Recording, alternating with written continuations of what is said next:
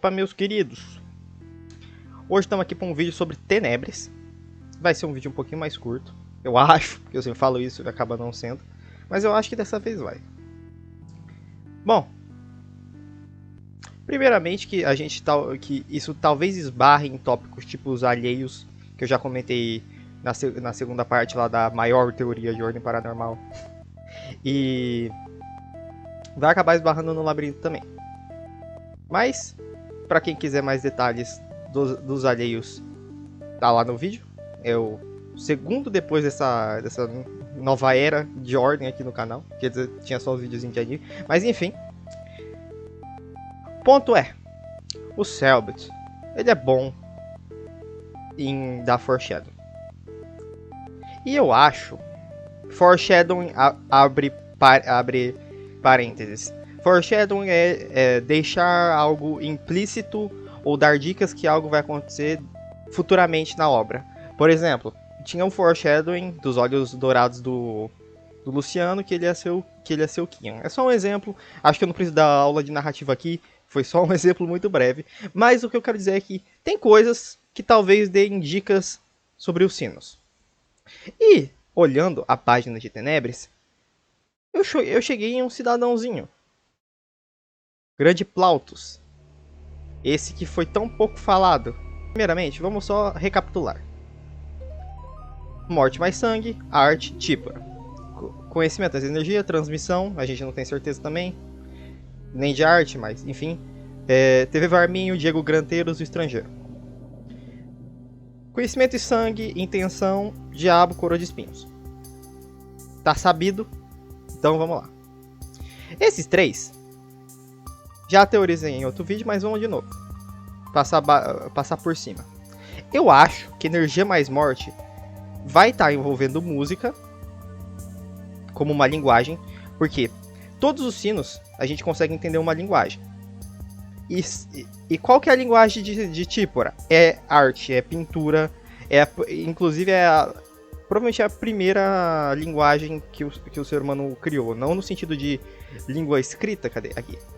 Mas no sentido de transmitir conhecimento, de transmitir informações. Acho que essa foi a primeira. Então, dito isso, eu acho que esse sino de energia mais morte vai estar envolvendo música por ser uma linguagem e por inspirá-la em melódia. Mas por que eu acho que inspirá-la em melódia está envolvida?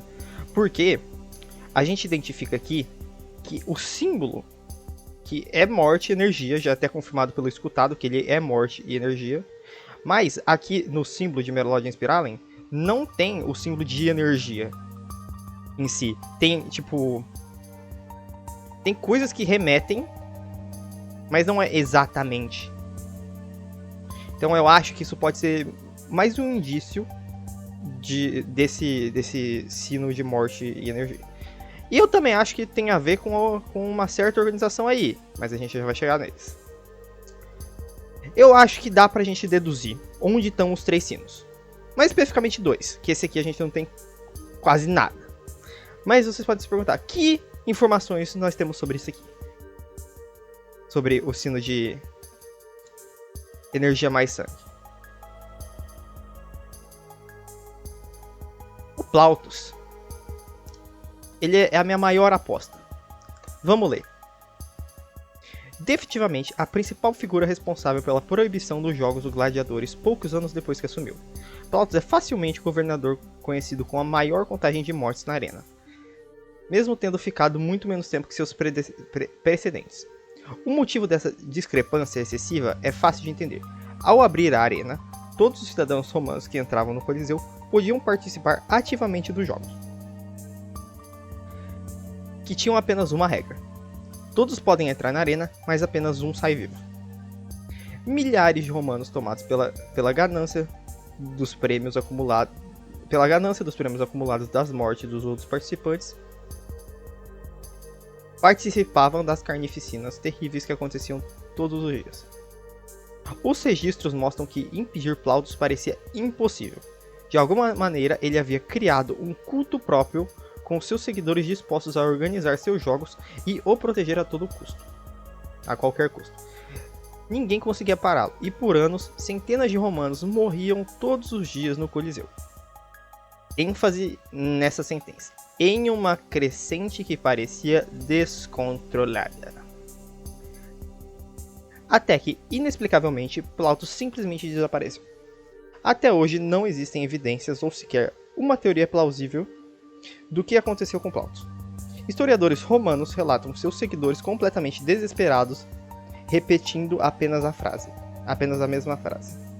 Plautus in tenebris abysse. Plautus desapareceu nas trevas. Olha, ele não deixaria essa frase em latim à toa. Então, claramente tem a ver com o tenebris. Não pode ser só uma tradução, porque ele não precisaria colocar Plautus in tenebris abysse. Ele fez questão de colocar em latim. Em latim. Que tem a ver com tenebris. E, tá, vamos projetar que o Plautus foi através de um sino para tenebris. Qual sino seria? Bom, morte e conhecimento. Morte e conhecimento, provavelmente não. Porque energia não gosta nem de morte, nem de conhecimento. Sangue e conhecimento, não. Porque esse sino é do Hexatombe, é do diabo. Conhecimento e energia. Talvez. Mas ele tá no Brasil. Morte e sangue, também tá no Brasil. E eu acho que o anfitrião não gostaria de se unir com a morte e um elemento que ele considera neutro. Daí sobra 2. Energia e morte. E energia e sangue. Você pode olhar aqui e pensar, pô, se a gente considerar a sua teoria e envolver música, bom, o anfitrião gosta de música e tem energia, por que não seria esse? Elementar, meu caro telespectador, isso seria definitivamente uma opção, mas vamos considerar o comportamento dos elementos.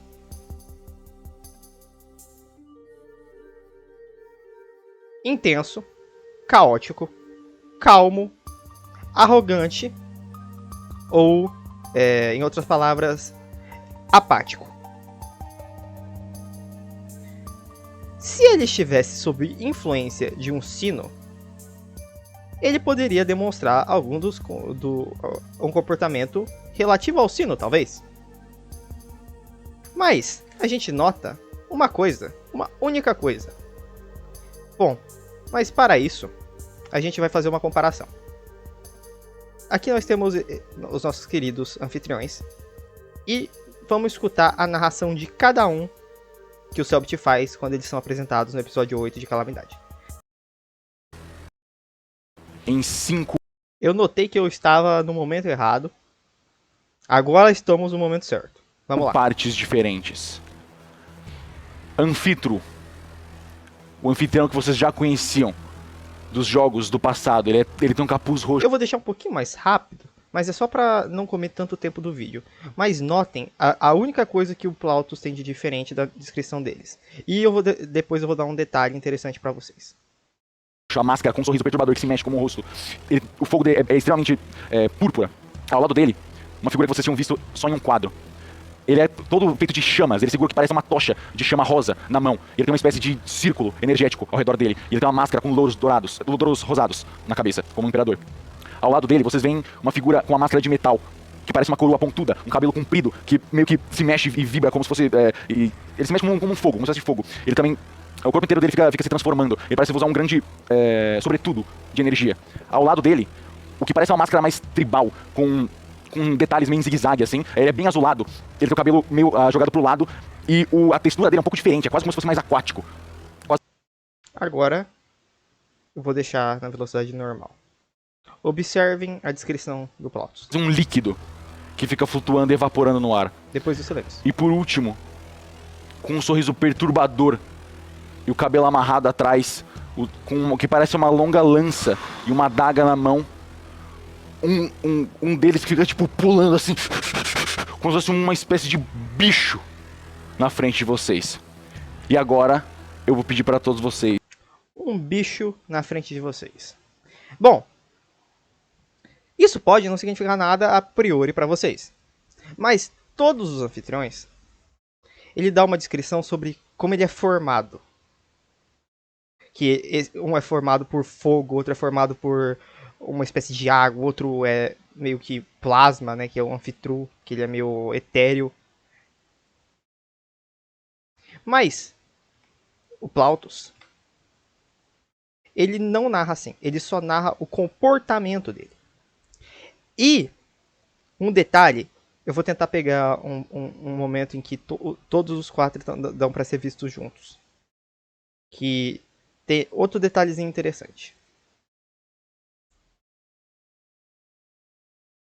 Aqui mais para trás, aqui. Todos têm uns efeitos, mas o do Plautus, ele não parece energia. Aqui, ó, aqui já dá pra ver. Isso parece energia pra vocês?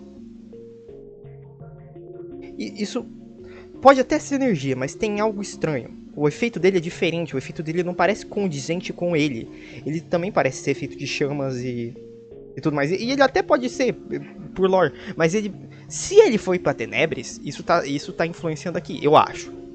E vamos de novo. Parece um animal. As habilidades dele, ele tem reações infinitas e tudo que ele fala é eu sou o caos. Ele não fala nada além disso. Como eu falei, no primeiro vídeo daqui, dessa nova leva, o comportamento desse sino é intenso. Este sino está bem intenso. Esse sino não, perdão, o Plautus está bem intenso. Ele é o mais intenso dos anfitriões. Talvez ele seja... Não, ele é mais intenso até do que o próprio anfitrião. Porque o anfitrião, ele nota-se uma consciência nele. O Plautus, ele só fala eu sou o caos, como se tivesse... Não sei nem descrever, mas tem algo aqui. E eu acho essa máscara dele muito estranha. Porque você nota um padrão nessa e nessa até. Essa aqui também é um pouco estranha. Também parece um negócio meio tribal. Só que ainda você vê que tem uns raiozinhos aqui. Ainda dá pra pegar o negócio do anfitrião.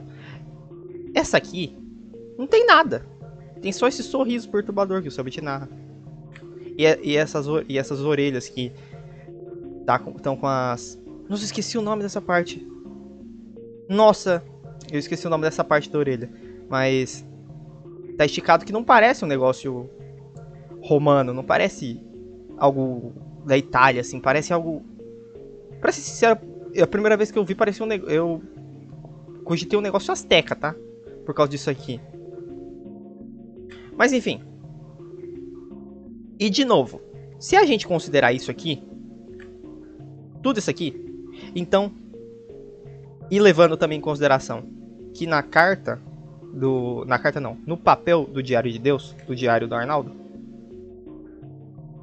não é bem o Diário do Arnaldo, né, mas onde ele escrevia as coisas, em cima do símbolo da calamidade e barra Ordo Calamitas, ele deixou em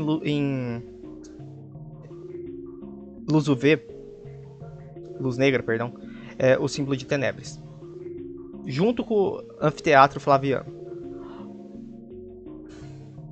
Gente, tudo indica que tem um sino no Coliseu. E eu acho que é esse aqui. E eu acho que é esse aqui. Por outro, o Plautus, que era com o comportamento mais intenso, falando eu sou o caos, que tinha reações infinitas, que parecia um animal, que já remete a sangue também, desapareceu e foi pra Tenebres. Ele tinha um culto só pra ele, um culto próprio, que aliás, se eu não me engano,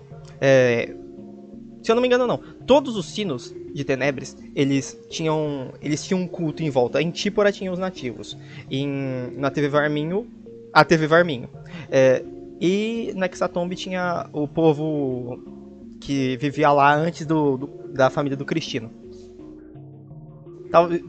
Até talvez a família do Cristino possa ser considerada. Mas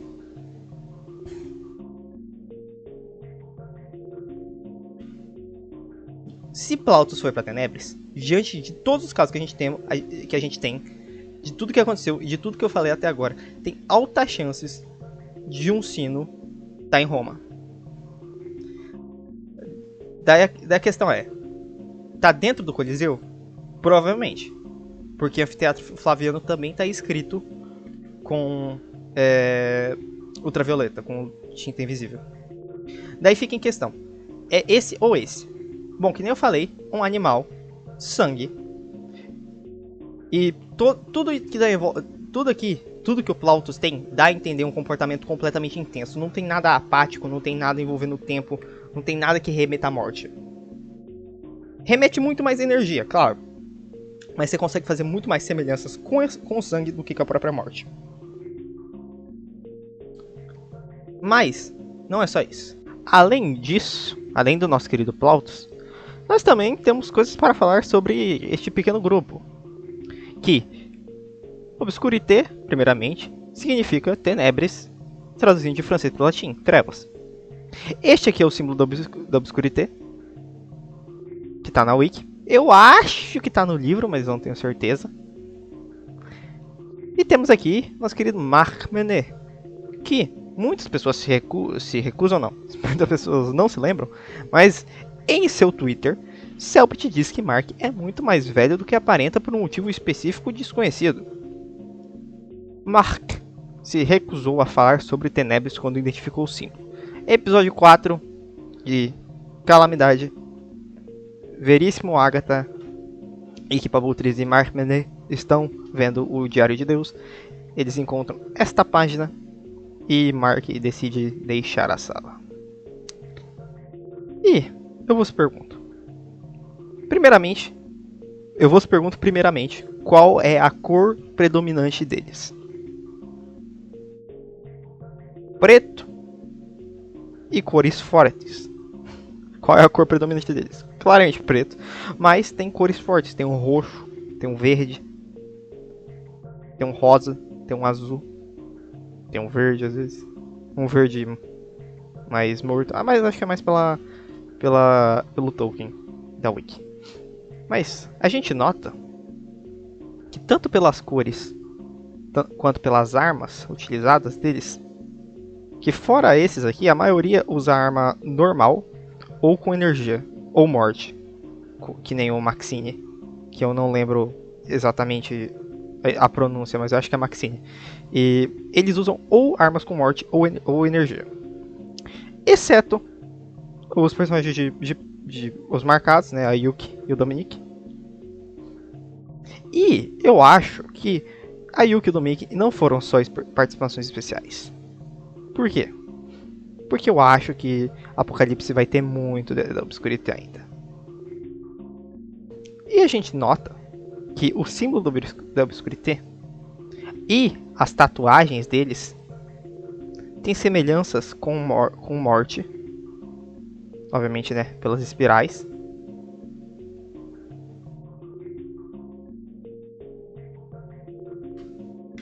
E pelas armas utilizadas.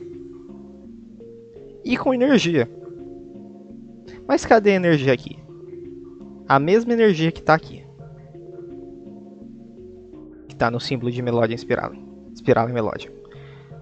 Os cisquinhos são muito semelhantes. A partezinha aqui, ó. E você nota que também tem um cisquinho aqui. Mas esses são... Enfim, tem semelhanças. Você consegue notar semelhanças. Mas eu posso estar indo meio longe, você deve estar imaginando. Não é? Então, vamos dar um zoom nesse colarzinho do Dominique. Vamos analisar esse colarzinho aqui dele. O que ele lembra? O que ele lembra?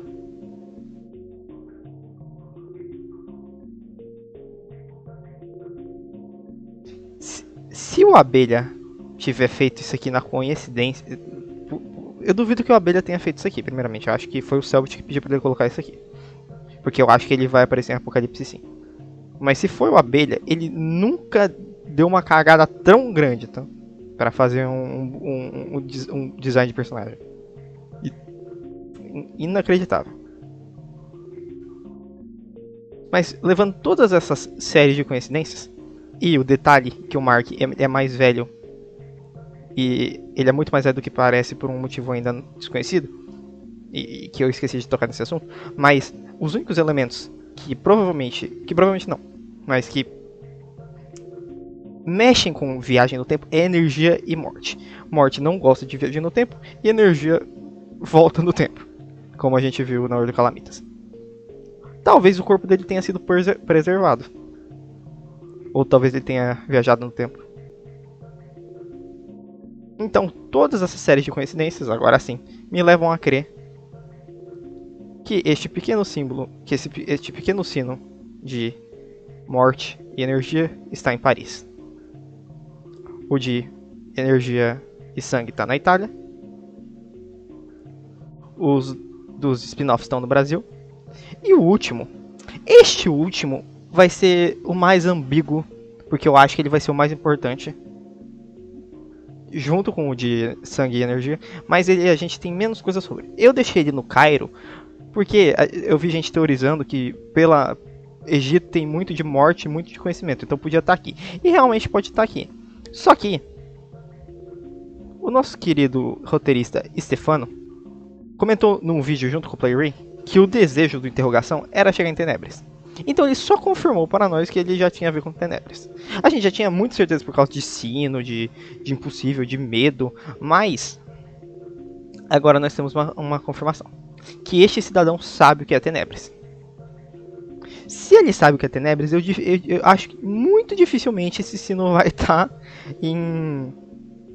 O sino de morte e conhecimento vai estar fora do Brasil. Afinal ele é brasileiro. Eu acho, né? A gente não tem certeza. Mas acho que dificilmente vai ser egípcio ou árabe. Ou pode ter vindo de outra nação. Mas enfim, deu pra entender. Então eu acho que ele tá em algum lugar do Brasil. Por ele conhecer a Alice Lucina, por ele ter chegado na Alice Lucina, e ele vulga interrogação. E a primeira vez que a gente viu algo sobre ele estava no Paraná, talvez ele seja do Sul também, talvez ele seja um guri que nem eu, que eu também moro no Paraná. Ah, beijão pra todo mundo do Paraná. Mas enfim, eu vou deixar aqui por enquanto. Eu acho que pode estar aqui. Mas um último detalhe que eu estava analisando no livro de regras, e eu vou trazer aqui. Sobre isso aqui eu acho que eu nem preciso colocar no Miro, porque é uma coisa que quando lançou ninguém ia ter qualquer relação sobre isso, porque afinal era para ser um enigma. Mas eu tenho uma pequena teoria que todos os bichos do livro de regras, pelo menos, o Selbit quer colocar no RPG. Porque todos de sangue já foram. A aniquilação já foi confirmado, o quebra já foi confirmado e todo o resto já tem. E o único que não tem é a Dama de Sangue, mas ela tem uma missão que é canônica, então tem. Então, eu acho que o de morte, talvez não todos, porque tem o Tempestuoso, eu acho difícil dele incluir. E tem um ou outro que é meio difícil, sei lá, o Bicho Papão, ou sei lá, o Anoméstico até que vai. Mas o Sempiternal eu tenho certeza que vai aparecer. E esse enigma pega muito. A espiral consome todos, pois é o próprio tempo reverso em si. Não se pode parar a espiral, pois cada corrida para um círculo externo é um caminho mais longo em direção ao fim. É cansar ao invés de findar. Aqueles que quebram a espiral são aqueles que transformam em uma linha. Mesmo que infinita, a linha é limitada. Mesmo que infinita, a linha é limitada. Ela é definida por suas barreiras e, portanto, existe escapatória. Transformar a espiral em linha, porém, é uma tarefa misteriosa, que requer esforço e energia quase inimagináveis.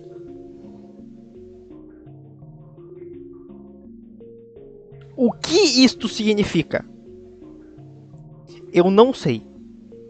A teoria do labirinto ser morte e conhecimento, eu ainda acho que é válida. Mas isso aqui me deixou muito confuso. Relendo. Porque, precisa de energia para deixar a linha reta. Mas ela ainda é infinita. O labirinto são várias linhas retas.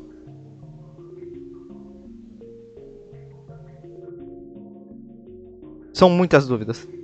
A gente vai encerrar o vídeo por aqui com essas dúvidas. Porque... Rapaz do céu, se esse bicho aparecer... Ah, eu quero ver o que o Cebit vai fazer com esse cidadãozinho aqui. Que ele é muito zica, tá? Gosto muito do ceifador espiral. Mas é isso. Um beijão, meus queridos. Até o próximo vídeo. Fui.